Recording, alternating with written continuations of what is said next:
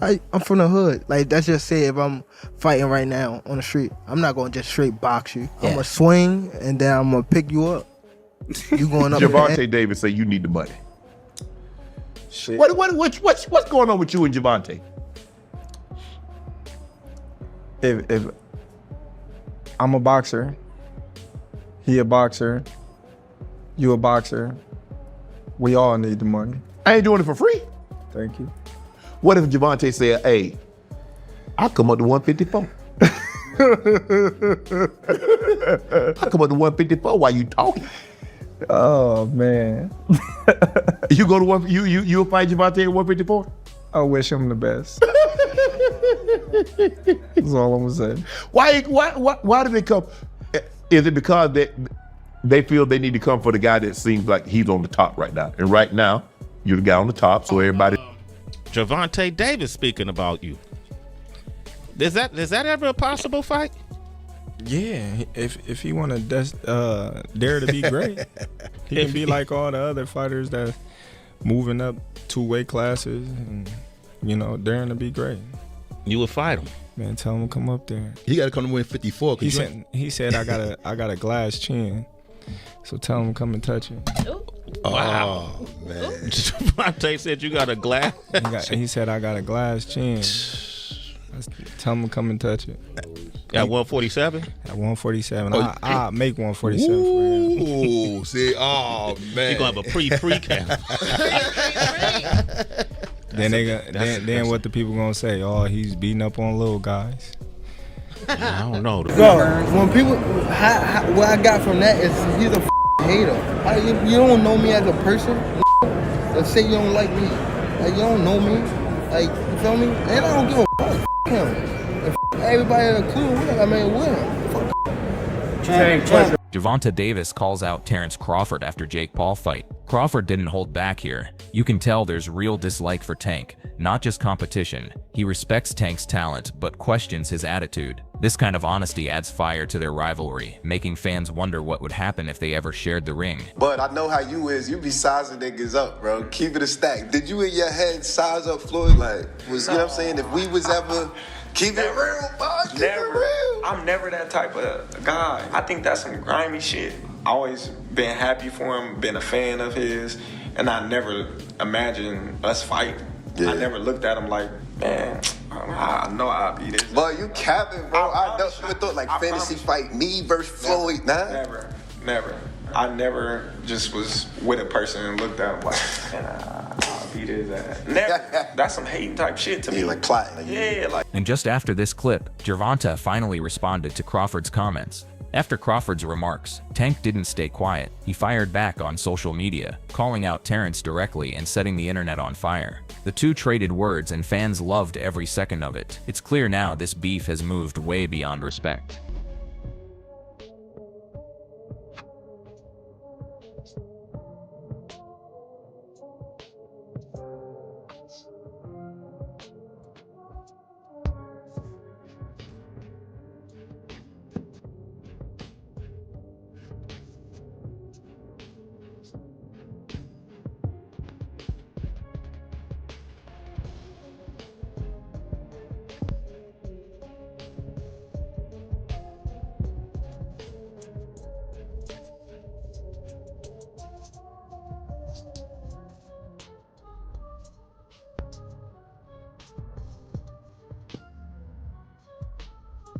Crawford sounds confident here, almost teasing Tank.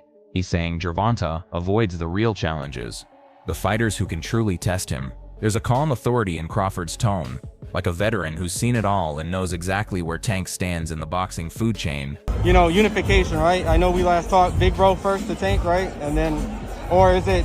Whoever. I told Tank. Tank know what's up. You know what I mean? He know what he up against when he fights Shakur or Keyshawn. You know what I mean? He want to fight these guys that everybody in the world know that ain't gonna give him no fight. They not mentally there. You know what I mean? They might have a little skills here. Teofimo takes a neutral stance here, calling the fight fun and good for boxing. He knows it's not a real matchup, but still sees the hype value. For him, this isn't about legacy, it's about entertainment, and that's what keeps the fans engaged. Jake Paul, Tank. What do you think of that fight? Are you happy for Tank? Do you think... No, great fight, great matchup. It's fun for the sport of boxing. It makes it fun, it makes it entertaining. That's what it's all about, and may the best man win. It's an exhibition regardless, it doesn't count. Stephen A. Smith comes in with pure passion, reminding everyone that boxing isn't a movie script. He's defending the sport's integrity, saying legends like Crawford or Tank shouldn't just jump into any exhibition fight. For him, greatness deserves respect, not circus matchups. When you're that great and you're that elite, no one not just anyone deserves to be in a ring with you, even if you are retired, even if it is for exhibition purposes. This is not a movie. This is not Rocky III, where Rocky is going against Thunderbolt, that was his name, or Hulk Hogan, okay? This is not... But not everyone agreed, especially when Shakur Stevenson shared his thoughts next. Shakur Stevenson doesn't mince words here. He's clearly frustrated, calling Tank disrespectful for choosing to fight Jake Paul instead of real boxers like him. Shakur's tone isn't just competitive, it's personal. He's making a statement that Tank is avoiding the real smoke. You can feel how much this means to him. He's not chasing clout, he's chasing legacy. Shakur's warning about Lamont shows his boxing IQ too. He knows the risks of underestimating serious talent. While fans love Tank's showmanship, Shakur's message cuts through all that hype. Prove yourself against real fighters. This clip perfectly captures the growing divide in boxing between pure athletes chasing greatness and crossover fighters chasing paydays. And now, everyone's watching to see how Tank reacts. And Tank, disrespectful to the sport if he chooses that over fighting with me. I'm the best fighter in the sport. I've been telling him that. He called cap on it. So if he gonna call cap and say I'm not who I say I am, come prove it. I think it's dangerous for him to go back in there and fight Lamont. I think Lamont is a hell of a fighter. Michael Bisping doesn't hold back. He calls it straight up bullying. And when you look at the numbers, it's hard to argue. A 92-pound difference? That's not a fair fight by any stretch. Bisping's point isn't about hating Jake Paul. It's about respecting the sport's integrity. Boxing has always been about skill, timing, and levels, not mismatched showdowns for views. Hearing a former UFC champion speak out shows how serious this has become. Fans might enjoy the hype, but analysts like Bisping are worried these exhibitions are blurring the lines of competition. If Jake's that much heavier, then what's the real point? He's using his size advantage to create a headline, and in Bisping's eyes, that's not boxing. That's business pretending to be sport. Jake Paul, I think when he weighed in for Mike Tyson, was 227 pounds. That is, if I'm not mistaken, a 92-pound weight difference. Almost a 100-pound weight difference. It's insane. That is called one thing. That's called being a bully. Jake Paul isn't backing down, and that's what makes him such a polarizing figure. He's not just hyping up a fantasy fight, he's saying, let's make it happen.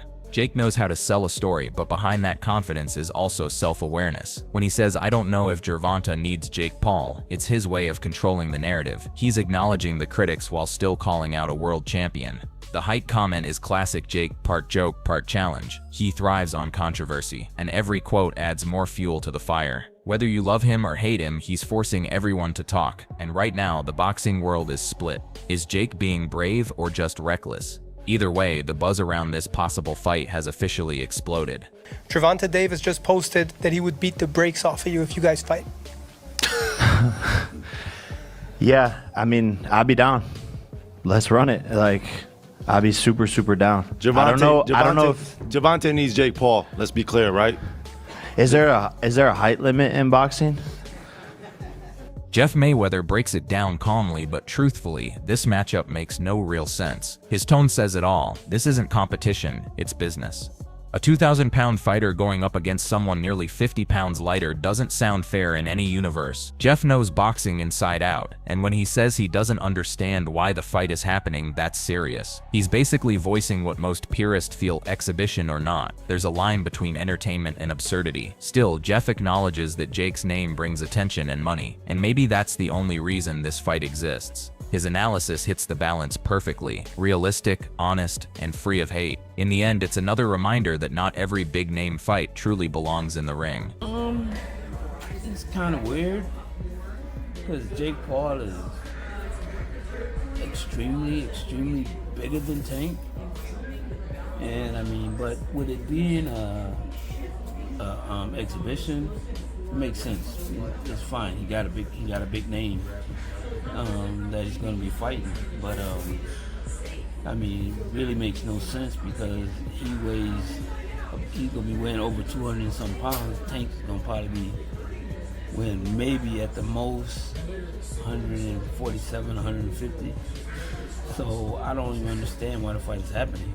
Tim Bradley keeps it real, and that's exactly why fans love him. He understands both sides of the game. On one hand, he knows Jake Paul fights bring big money and massive attention. On the other, he's old school enough to value legacy over paydays. When he says he's trying to get the bag and get out with his wits, it's not judgment, it's truth. Fighters have short careers, and Jake knows how to capitalize. Bradley jokingly saying he wouldn't fight Jake even for $50 million shows his pride as a real boxer, not a showman. But deeper down, it highlights a harsh reality. Today's boxing is about headlines as much as it's about skills. Bradley's honesty cuts through the noise. He sees where the sport is headed, and he's not entirely happy about it. Still, his words leave you thinking, maybe Jake Paul's impact on boxing runs deeper than we want to admit. One action sport, I'm sure he wants to go out and face, guys like Garcia, you know what I mean? I'm sure he would want to get in the ring with Jake Paul, you know what I'm saying? Because that's money. So, I mean, look, man, he trying to get the bag and get on out with his wits and be happy.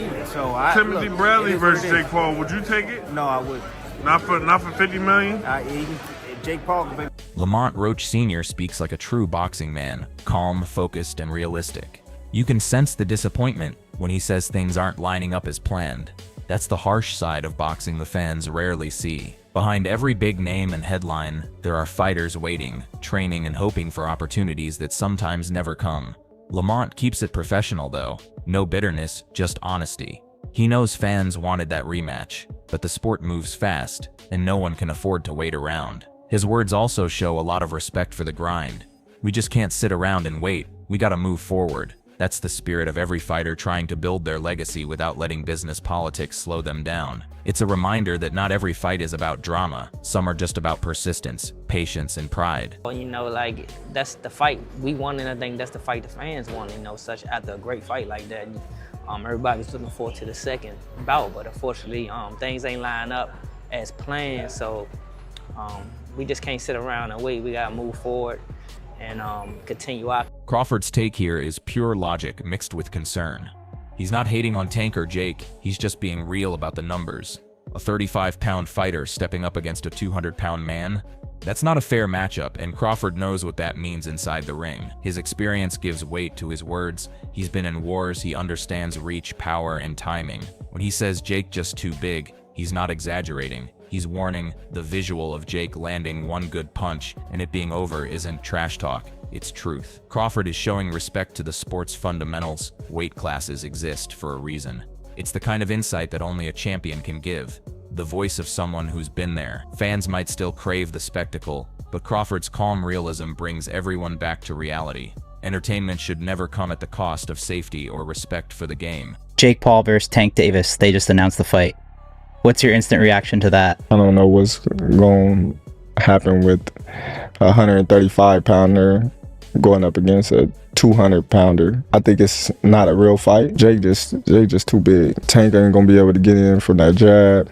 Jake land one good punch on Tank, it's over with. Dana White always calls it like it is, and this time he's absolutely right. His take is simple. Size matters. He's seen the same pattern before when Logan Paul faced Floyd Mayweather, and he's not buying into the hype again. Dana points out the reality fans overlook. Jake Paul is massive compared to Gervonta. No matter how powerful Tank is, physics plays its role. When Dana says he's too small, it's not disrespect, it's common sense. He also gives credit where it's due, acknowledging Tank's punching power, but reminding everyone that once Jake leans in and uses his size, it becomes a different kind of fight. His tone is almost warning-like, the voice of a promoter who knows the difference between a good spectacle and a dangerous mismatch. In a sport already walking the fine line between entertainment and integrity, Dana's comments land like a reality check. Is the burnt bridge with my brother unfixable? I don't hate your brother. You guys need to fight guys your the same size. When you fought Floyd, you are massive. He did hit you with a fucking bomb, and you fucking ate it. He's gonna fight Gervonta Davis. Who do you got? Gervonta,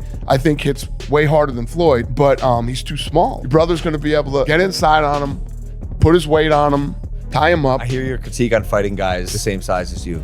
Is that why you guys wouldn't let me fight Conor? Yeah, you're fucking huge. Conor weighs 145 pounds, 155 pounds. Yeah, but he says he can beat me. Shaka Stevenson speaks with confidence, calm, controlled, and absolutely sure of what he's saying. To him, there's no surprise in this whole situation. Jake Paul hinted at this kind of fight long ago, and Shaka saw it coming. What makes his take interesting is the contrast, where others worry about size. Shocker focuses on skill. He believes Tank's talent and timing are on a different level, enough to make it real easy. That's pure boxer mindset, technique over everything. Shocker isn't just defending Tank as a fan, he's speaking from the perspective of a fighter who understands ring IQ. He knows how power means nothing if you can't land clean.